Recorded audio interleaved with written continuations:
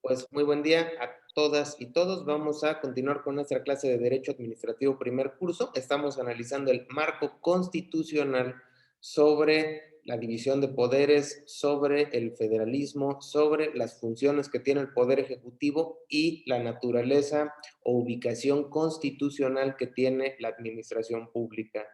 sobre todo federal, y que haremos sus correlativos en los estados y en los municipios. Entonces vamos a compartir pantalla en el texto constitucional que es sobre el cual trabajamos y que nos va a facilitar en buena medida hacer nuestros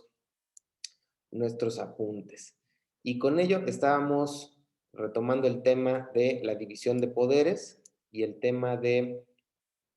la, el sistema federal, que son dos pilares fundamentales que tiene el Estado mexicano para llevar a cabo su régimen de gobierno. Es fundamental conocerlos. Este tema se tocó en función de la relación que guarda el derecho administrativo con el derecho constitucional, y aquí es donde se da esa sinergia que tiene para poder funcionar. Acuérdense que la Constitución va a ser una especie de columna vertebral de una raíz que tiene sólida, y que la administración pública y el derecho administrativo van a depender de esas raíces para poder llevar a cabo su función en las relaciones con el ciudadano. Y retomo aquí dos artículos muy interesantes. Les digo, fundamental conocer y reconocer los contenidos que tienen los artículos constitucionales, entre ellos el siguiente. Artículo 39 de la Constitución nos dice: la soberanía nacional reside esencial y originalmente en el pueblo. Todo poder público dimana del pueblo y se instituye para beneficio de este. Con esto, vamos a ampliar un poco más. Con esto me lleva a hacer bastantes reflexiones muy interesantes, y nos dice: un tema fundamental es el de la soberanía nacional, que lo vamos a retomar aquí, y dice, sobre todo, esa soberanía, ese poder dimana del pueblo, y entonces el pueblo es quien le da esa legitimidad a las autoridades, sea cual sea el orden en que se,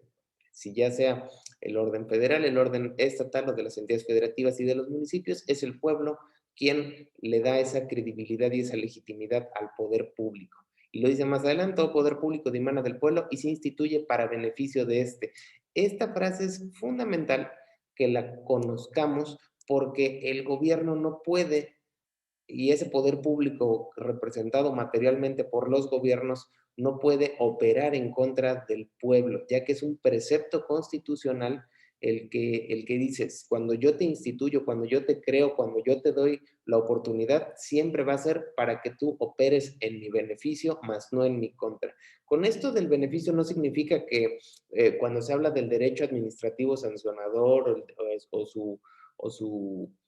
correlativo, que sería el derecho penal, y que se imponen faltas y castigos, y no significa que se esté transgrediendo este principio constitucional, sino que son maneras de mantener el orden en beneficio público. Eso es algo que tenemos que tener presente. No es de que el gobierno todo me lo va a permitir hacer. Por eso se encuentra el principio de legalidad y el propio Estado de Derecho, donde el gobernado puede hacer todo lo que la ley no le prohíba, mientras que el gobernante puede hacer solo lo que la ley le faculta. Si tengo esos dos contrapesos bien equilibrados, se debe de mantener el orden y la armonía social. Luego viene: es voluntad del pueblo mexicano, y aquí es la parte que platicábamos ayer. Hoy le estamos dando sustento constitucional, que dice: se constituirá en una república, es un gobierno republicano, representativa, democrática, laica y federal. Y aquí nos dice: compuesta por estados libres y soberanos en todo lo concerniente a su régimen interior y por la Ciudad de México. Esto bajo los principios de esta ley fundamental. Entonces nos dice: va a ser una réplica de el modelo central que se tiene de la administración pública. Va a haber una analogía en las entidades federativas, y el propio artículo 40 de la Constitución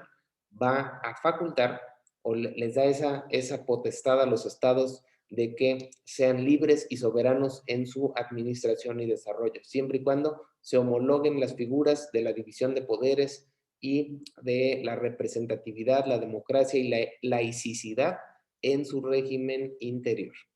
Luego tenemos aquí, haciendo este recorrido constitucional,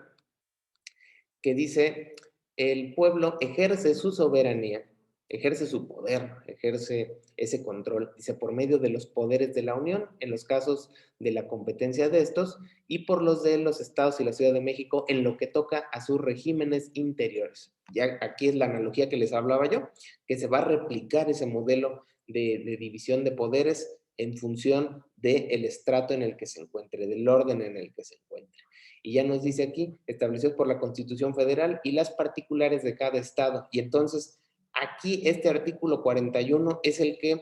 faculta a las legislaturas locales el que generen su propio cuerpo normativo constitucional. Cuando nosotros decimos, bueno,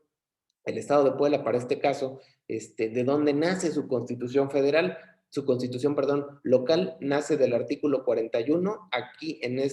precisamente en este primer párrafo, nos establece que va a generar su propia constitución para su operación de régimen de gobierno y su régimen de operación interna. Igual la Ciudad de México, y este modelo se replicará en todas las entidades federativas. Luego nos dice: la ley determinará las formas y modalidades que correspondan para observar el principio de paridad de género, ya lo habíamos visto, y nos dice específicamente, aquí hay que tomarlo en cuenta porque ya es derecho administrativo del siglo XXI, un derecho administrativo moderno, donde nos dice, se debe de observar el principio de equidad de género. Dice, en los nombramientos de las personas titulares de las secretarías del despacho del Poder Ejecutivo y sus equivalentes en las entidades federativas. ¿A qué se refiere? A que debe ser un gobierno constituido tanto por hombres como por mujeres. No establece un mecanismo más que el simple hecho de que cuando se hagan los nombramientos y las designaciones sea en partes iguales. Por eso lo dice aquí, en paridad de género, en que al final el despacho de los asuntos no tiene una connotación específica, no dice esta cartera deberá de ser ejercida única y exclusivamente por un varón, sino que puede ser ejercida por cualquiera de los dos géneros, y entonces da esa representatividad cuando integres tu cuerpo de secretarios de despacho. Este principio que está aquí sobre la paridad de género va a incidir también en las entidades federativas, y va a incidir también en los municipios, porque estamos hablando de un cuerpo que es un cuerpo normativo que tiene la más alta jerarquía, que es la Constitución Política de los Estados Unidos Mexicanos, y en consecuencia incide en los otros órdenes de gobierno por igual, aplicando esta misma fórmula. Luego viene cómo se realizarán la renovación de los poderes ejecutivo y legislativo, y que tenemos aquí el esquema de los financiamientos que se harán. Y con esto ya tengo algunas nociones, tengo algunas bases de cómo puede llevarse a cabo esta mecánica, incluso hasta en la designación de los secretarios o de los titulares de las secretarías que integrarán la administración pública federal, estatal o municipal, según corresponda. Ya nos está dando un criterio que es muy importante. Aquí nos dice cómo se integra el territorio nacional en función de su geografía, y nos dice el de las partes integrantes de la federación. Ya habíamos visto que aquí es muy importante, rara vez se revisa en los textos de derecho administrativo, se revisa más en los textos de derecho constitucional, pero debemos de conocerlo. Acuérdense que el poder hacer exigible un derecho primero tiene que ser conocido y debe ser reconocido por un cuerpo normativo. Caso en particular, de la Constitución, y nos dice cuáles son las partes integrantes de la federación, y aquí nos establece el catálogo bajo la fórmula numerus clausus de qué son entidades federativas reconocidas en el texto constitucional. Aquí vienen enunciados cada uno de los estados, y con ello ya está dando ese reconocimiento para su soberanía interna y su régimen de gobierno y todo en este artículo 43. Ya es más fácil el ubicar denominación y sobre todo dónde está su ubicación constitucional. Y luego viene el artículo 44 que nos habla sobre la Ciudad de México y ya nos dice la entidad federativa, sede de los poderes de la Unión y capital de los estados de los Estados Unidos mexicanos. Se compondrá del territorio que actualmente tiene y en caso de que los poderes federales se trasladen a otro lugar, se originará en un estado de la Unión con la denominación de Ciudad de México. Antes de la reforma que aquí se enuncia de 2016, decía el Distrito Federal es la sede de los poderes de la Unión y en caso de que se trasladen los poderes a otra entidad federativa, esa se considerará ahora el Distrito Federal y el Distrito Federal pasará a ser el Valle de México. Hoy cambia, hoy equipara y ya dice, es Ciudad de México la sede de los poderes y en caso de que se trasladen los poderes a otra entidad federativa, ahora se va a denominar de igual manera Ciudad de México. Es para evitar también confusiones y que ya empieza a tener ese reconocimiento como entidad federativa, ¿vale? Y luego continuamos con nuestro estudio de qué va a suceder con la división de poderes. Es algo fundamental que tenemos que conocer. Solamente para el caso de nuestro curso nos vamos a centrar en el poder ejecutivo porque de él se construye la administración pública. El titular del poder ejecutivo es también el jefe o la cabeza de la administración pública, tanto federal, estatal como municipal, y debemos de conocer cuáles son las facultades que tiene de manera precisa y puntual reconocidas en la Constitución. Y aquí tenemos el título tercero, capítulo primero de la Constitución, dice de la división de poderes, artículo 49, el supremo poder de la federación, vemos que es un todo, dice se divide para su ejercicio legislativo, ejecutivo y judicial. Y luego nos pone una cláusula que nos dice no podrán reunirse dos o más de estos poderes en una sola persona o corporación sin depositarse el legislativo en un individuo, salvo en las facultades extraordinarias, muy puntual que tenemos que tener esto, facultades extraordinarias al Ejecutivo de la Unión conforme al artículo 29. Necesitamos revisar ese artículo 29 posteriormente a revisar las facultades ordinarias que están en el artículo 89 de la propia Constitución para ver cuál es ese catálogo que tiene de facultades ordinarias y en qué supuestos operarán las facultades extraordinarias correspondientes al Ejecutivo. Y aquí nos dice, en ningún caso, salvo lo expuesto en el segundo párrafo del artículo 71, se otorgarán facultades extraordinarias para legislar. Y aquí entonces tengo que revisar también el artículo 131, pero primero el artículo 89, que es el que nos establece las facultades específicas. Y ya posteriormente nos vamos a hacer un recorrido al artículo 89 de la Constitución para ver cuáles son las facultades que la ley le establece o le fija al Poder Ejecutivo Federal y que con base en ello vamos a poder hacer nuestro análisis de la administración pública y de establecer cómo se dan las relaciones para con los particulares, que es lo que rige, al final lo regula, tiene como finalidad el hecho de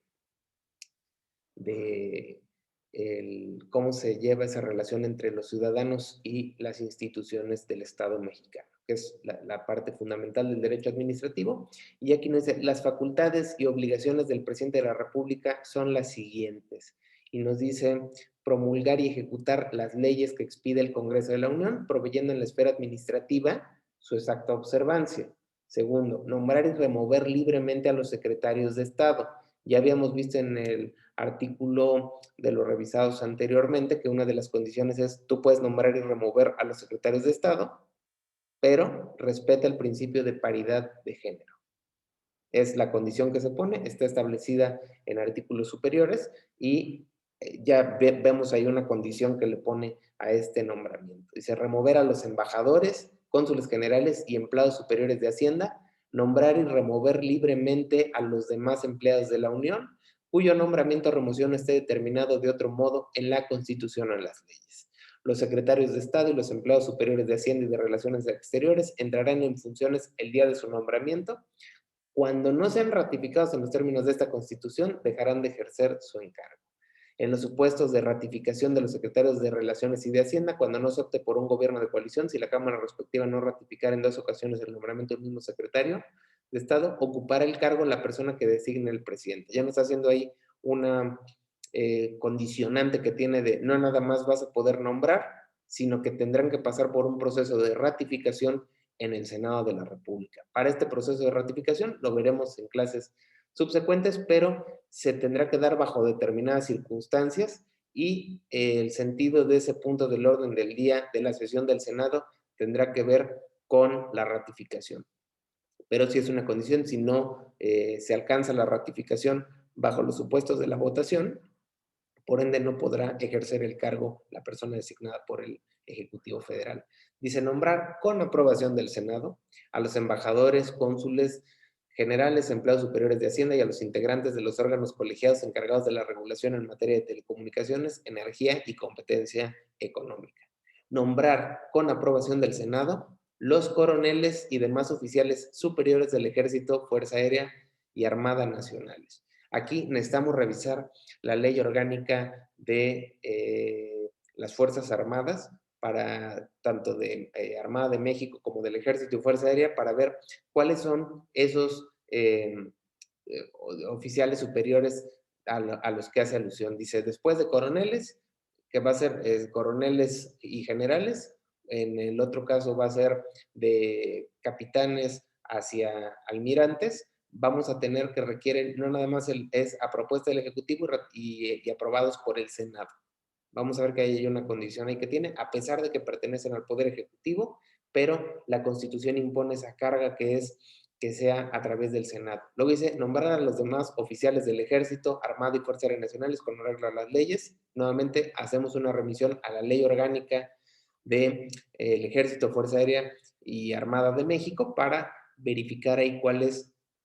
a los cargos a los que se refiere ese escalafón jerárquico de la milicia. Luego dice preservar la seguridad nacional en los términos de la ley respectiva y disponer de la totalidad de la Fuerza Armada permanente, o sea, del Ejército, de la Armada y de la Fuerza Aérea para la seguridad interior y defensa exterior de la Federación. Cuando él nos dice, la Constitución nos dice en la fracción sexta del artículo 89, la seguridad nacional, tengo yo que conocer y comprender cuáles son las diferentes perspectivas de la seguridad. Vamos a encontrar más abajo, dice, de la seguridad interior, pero también vamos a ver que hay seguridad pública, seguridad nacional, seguridad ciudadana. Ahí habla de un concepto que es la seguridad interior, y cuando hace alusión a la seguridad nacional, está hablando de aquella que defiende la soberanía nacional, que defiende el orden normativo y defiende a las instituciones, el orden institucional del Estado mexicano, que las autoridades legalmente electas y las leyes legalmente aprobadas y publicadas tengan esa vigencia y que esté libre de cualquier otro tipo de injerencia, tanto extranjera como interna, en el país que pretenda suprimir o suplantar a estas instituciones y estos cuerpos normativos. Ahí es cuando la Ley de Seguridad Nacional va a establecer estos supuestos y faculta al presidente a que sea él quien busque esa preservación a través de la disposición de las Fuerzas Armadas. Por eso él es el comandante supremo de las Fuerzas Armadas en términos de la ley orgánica del Ejército, Fuerza Aérea y Armada de México, y tiene esa facultad de defender de las amenazas. Aquí en el tema de seguridad interior necesitamos revisarlo porque está sujeta a una sentencia de una acción de inconstitucionalidad de la Suprema Corte, donde se declara inconstitucional la Ley de Seguridad Interior que fue promulgada en el sexenio del presidente Peña, y que con ello necesitamos revisar a qué hacía alusión la seguridad interior y por qué no se dio esa vertiente. Entonces tenemos la seguridad nacional y tenemos la seguridad pública como lo establece la Constitución. La seguridad interior vamos a ver que quedó ahí suprimida mediante la declaración de inconstitucionalidad de la Ley de Seguridad Interior. Luego viene disponer de la Guardia Nacional en los términos que señale la ley. Aquí en esta materia de derecho administrativo es donde también vemos a la policía como ese cuerpo institucional que se encarga del orden, el mantenimiento y las condiciones de la paz pública, donde los ciudadanos gozan de cierta armonía para sobre todo de la seguridad, viene a ser la ausencia de riesgo o la disminución de riesgo, y en términos del artículo 21 de la Constitución, eh, eh, se establecen las bases de la seguridad pública y se establecen también las corporaciones que integrarán la seguridad pública, entre ellas las policías y la Guardia Nacional, que es de reciente creación de 2008, donde vamos a ver que también hay una ley orgánica de la Guardia Nacional, está el artículo 21 de la Constitución y nos va a dar ese sustento legal y constitucional para que opere. Por eso está diciendo, en términos que la ley señale, artículo 21 de la Constitución, ley orgánica de la Guardia Nacional y la codificación que aplique de manera análoga para estas funciones, ya sea el Código Nacional de Procedimientos Penales, ya sean los bandos de policía en gobierno, los acuerdos administrativos, entre otras disposiciones, pero fundamentalmente ese del texto constitucional. Dice, declarar la guerra en nombre de los Estados Unidos mexicanos, previa ley del Congreso de la Unión. Luego viene intervenir en la designación del fiscal general de la República y removerlo en términos de lo expuesto por el 102 apartado A de la Constitución, recordando que antes de que antes se llamaba Procurador General de la República, PGR, y se da una reforma para dotarlo de autonomía. Entonces, ya no pertenece a la administración pública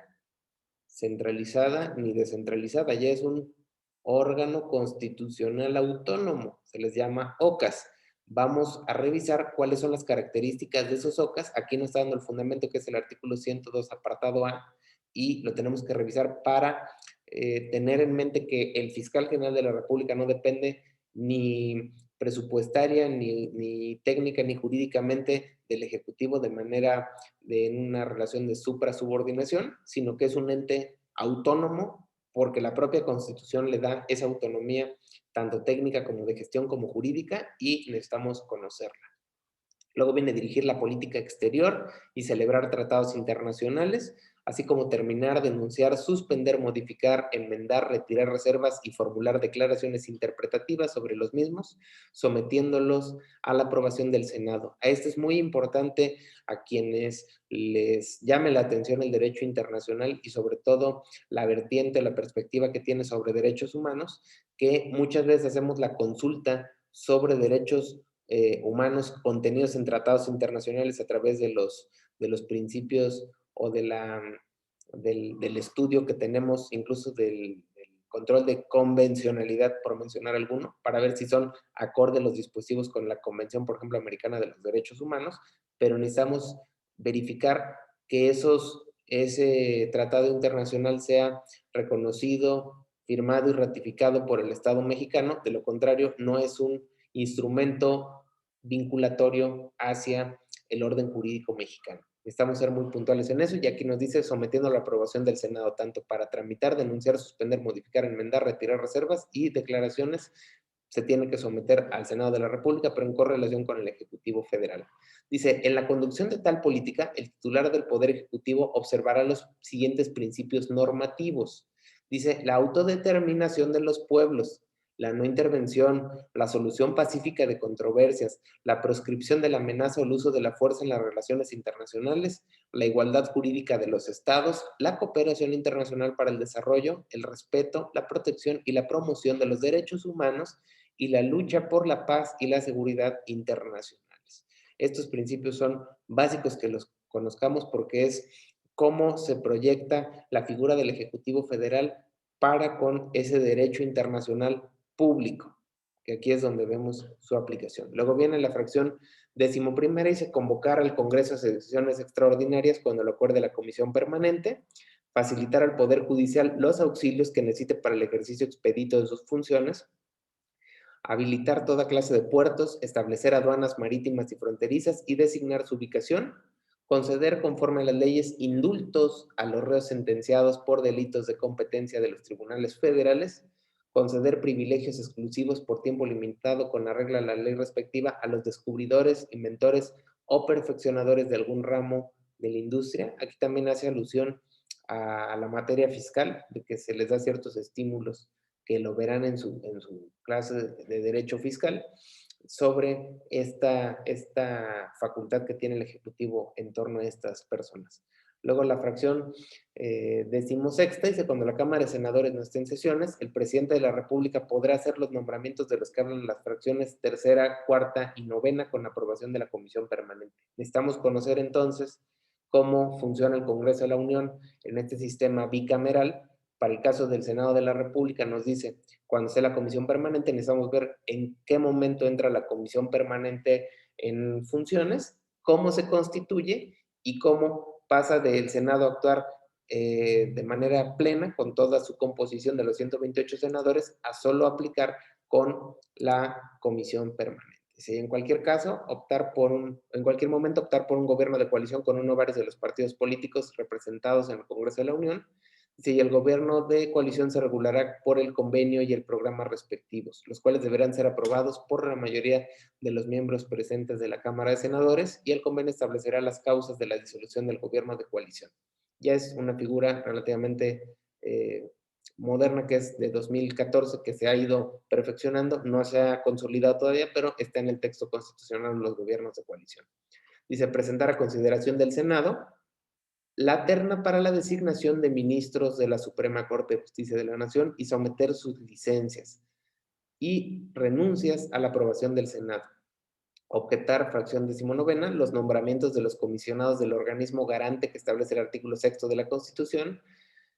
hechos por el Senado de la República en los términos establecidos de esta ley. Y fracción 20ª dice las demás que le confiere expresamente esta Constitución. En la Constitución vemos que tiene más facultades, como las del artículo 29,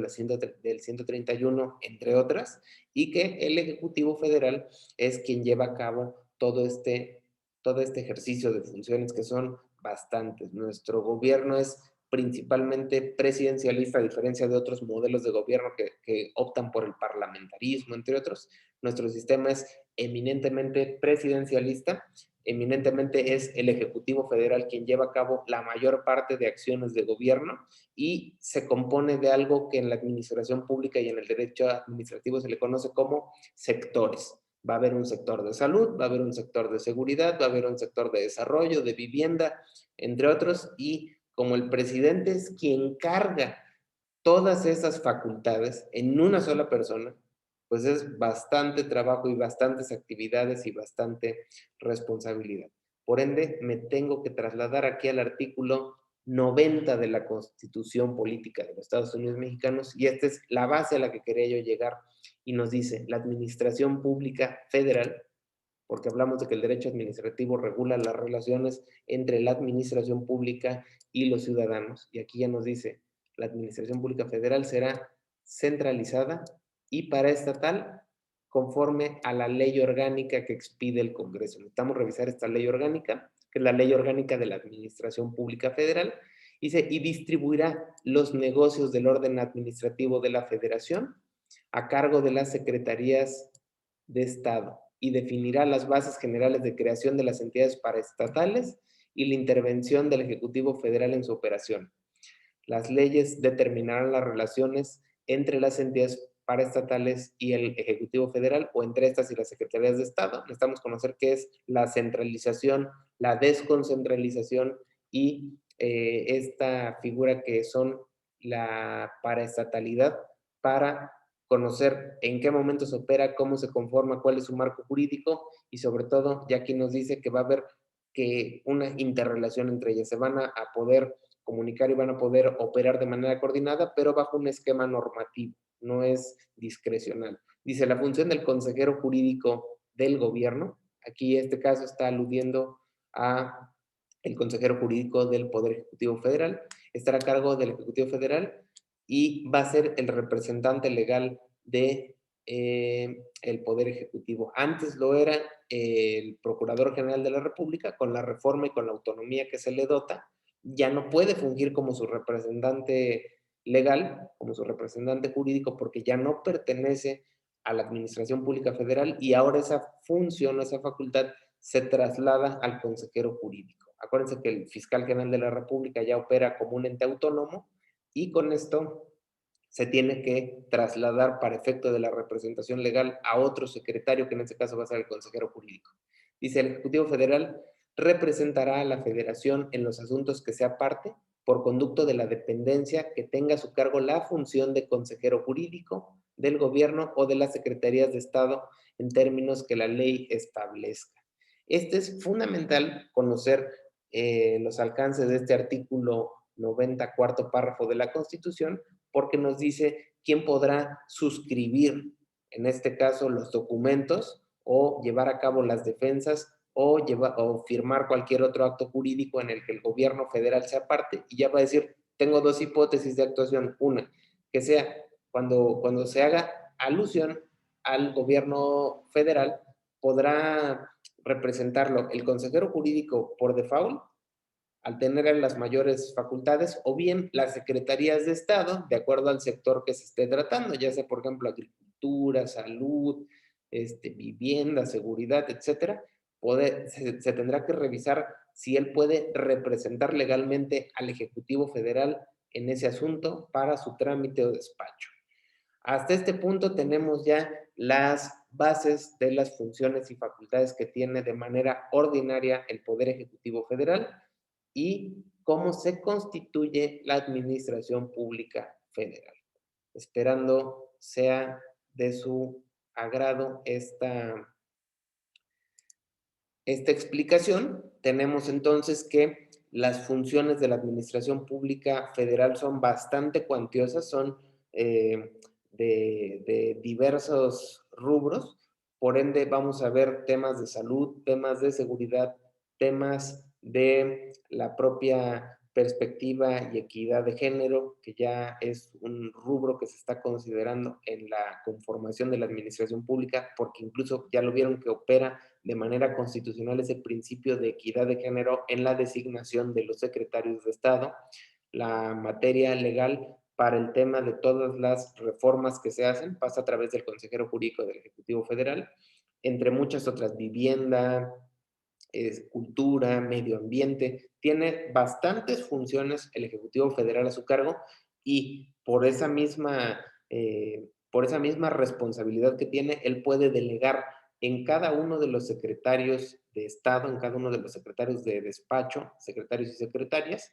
esa responsabilidad que le va a dar la Constitución en el artículo 90, en correlación con el 89, y que en la Ley Orgánica de la Administración Pública Federal vamos a encontrar cuál es la denominación y cuántas son las secretarías de Estado. Esto para cerrar este tema de las funciones ordinarias que tiene el Ejecutivo Federal y la naturaleza constitucional que tiene la Administración Pública del orden federal.